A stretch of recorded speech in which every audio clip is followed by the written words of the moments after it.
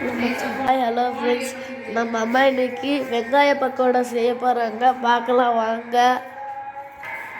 வெங்காயம் ஒலிச்சிட்டு இருக்காங்க. இது வந்து பெரிய வெங்காயம் வந்து 1/2 கிலோ எடுத்துக்கணும். அதுவும் இல்லாமல் அந்த 1/2 கிலோவையும் தோல் நல்லா சீவிட்டு கழுவிட்டு தான் நீங்கள் வந்து உளிக்கணும். சரி வாங்க, இப்போ என்ன பண்ணுறாங்கன்னு பார்க்கலாம். அடுத்ததான் இப்போ பூண்டு உளிக்க போடுறாங்க. 2 பூண்டு எடுத்துக்கோங்க. மொத்தமாக 1/2 பூண்டு தான் போடணுமோ, நான் 2 பூண்டுன்ட்டேன். ஃப்ரெண்ட்ஸ், பக்கோடா பண்ணுறதுக்கு கடல மாவு எடுத்துக்கோங்க. 1/4 கிலோ பாக்கெட், அதுவும் கடல மாவு. ஃப்ரெண்ட்ஸ், எண்ணெய் 1/4 லிட்டர் ஊற்றிக்கோங்க. வடை சட்டியை சூடு பண்ணதுக்கப்புறம் ஊற்றிக்கோங்க. ஃப்ரெண்ட்ஸ், இப்போ வெங்காயம் 1/2 கிலோ, அப்புறம் பூண்டு 1/2 பூண்டு, இது எல்லாத்தையும் எடுத்து வச்சுக்கோங்க. பெரிய பூண்டாக எடுத்து வச்சுக்கோங்க. இவ்வளோ பூண்டு, அப்புறம் இவ்வளோ வெங்காயம். ஓகே ஃப்ரெண்ட்ஸ், நம்ம பற்றிடலாம். அடுப்பை பற்றியாச்சு. இப்போ அது எண்ணெய் சூடாக, ஃபஸ்ட்டு வடை சட்டி சூடாகட்டும். உள்ளே கொஞ்சமாக எண்ணெய் இருக்குது. நல்லா நறுக்கி, இப்போ பூண்டை நல்லா நறுக்கிக்கோங்க ஃப்ரெண்ட்ஸ். இந்த மாதிரி நல்லா நசுக்கிக்கோங்க. இது மாதிரி பூண்டையும் வெங்காயத்தையும் இப்போ 2ஐயும் மிக்ஸ் பண்ணிடுங்க ஃப்ரெண்ட்ஸ். அந்த பூண்டை நல்லா கொத்தி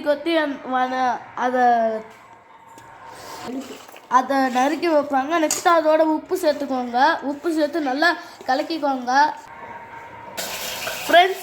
இப்போ கொத்தமல்லியும் கூட சேர்த்துக்கோங்க. கொஞ்சம் 1 கைப்பிடி கொத்தமல்லி சேர்த்துக்கோங்க. அதோட நல்லா மிக்ஸ் பண்ணிடுங்க ஃப்ரெண்ட்ஸ். இப்போ நல்லா மிக்ஸ் பண்ணுங்க ஃப்ரெண்ட்ஸ். அப்படியே ஜீரகம், அப்புறம் சோம்பு, இதையும் ஆட் பண்ணிக்கோங்க.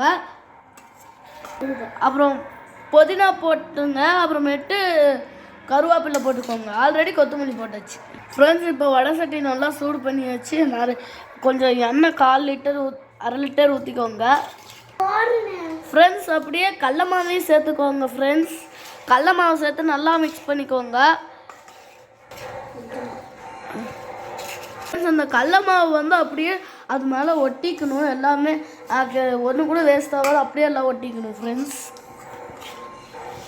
அது நல்லா மிக்ஸ் பண்ணிடுங்க ஃப்ரெண்ட்ஸ். இப்போ அரிசி மாவு எடுத்து போட்டுக்கோங்க ஃப்ரெண்ட்ஸ். அதோட நல்லா மிக்ஸ் பண்ணிடுங்க ஃப்ரெண்ட்ஸ்.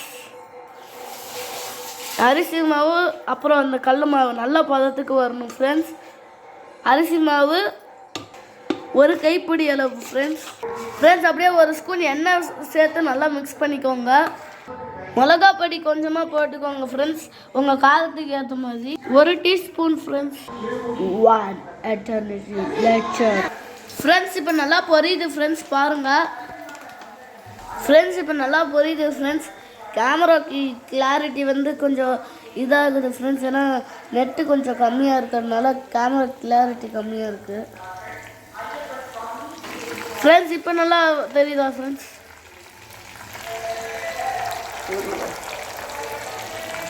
இது நல்லா ப்ரௌனிஷாக ஆகிற வரைக்கும் பொரிய விடுங்க ஃப்ரெண்ட்ஸ். அதாவது புரியிற பாஷையில் பொன்னிறமாக வரணும். 1 minute later ஃப்ரெண்ட்ஸ். இப்போ நம்ம வந்து ரெடி ஆகிடுச்சு ஃப்ரெண்ட்ஸ், பாருங்கள் ஃப்ரெண்ட்ஸ். இதுதான் வெங்காய பக்கோடா